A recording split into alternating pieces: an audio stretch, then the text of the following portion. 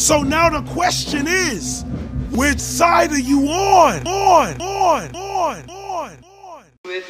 are you on, boy? Which side are you on? No matter what, which side are you on, boy? Right. And so him winning in Texas moves our objectives forward. Beto running in the national election is against our objectives. It undermines our objectives. He's the same guy, right? So if your politics are just this individual, like, I don't know, whatever, Jimmy Dore, like kind of like, oh, I'm just going to get, did I hit a hot button? I love it. We could, yeah. Talk Joshua Kahn's a fucking sellout. like The if Wildfire you're so- Project, I don't know. It's a lot of fishy stuff that they're doing rent strikes, but they didn't say a fucking thing about Tulsi Gabbard. So I'm suspect of that.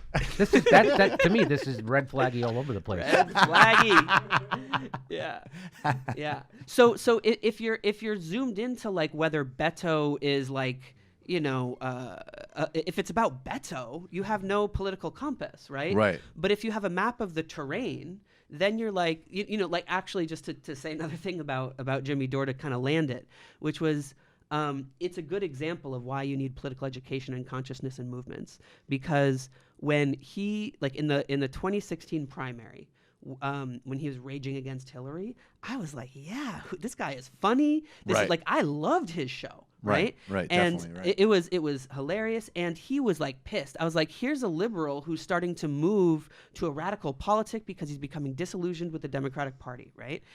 And like, that's the appropriate time to rage against Hillary. Then when the general election starts and the candidate is Hillary, your option is to choose your battlefield, and I choose the Hillary battlefield. Right, And if you can't make that distinction, it's because you're not assessing the terrain and you don't have a view. Like, I was like, oh, this dude's just getting so upset about the Democratic Party because he feels betrayed by them. Right. I don't feel betrayed by the Democratic Party because I don't feel a part of the Democratic Party. Yeah, well, when were we friends to begin with? Yeah. They're the fucking Democratic Party. Yeah. So they instead- are a corporate, capital-driven, imperial-minded institution that I have to wrestle with because of the institutional realities of modern America. And so what you're doing then is looking at the Democratic Party as a site of struggle that is not a monolith, that has avenues where we can shift folks over, and is the institutional terrain that we're on,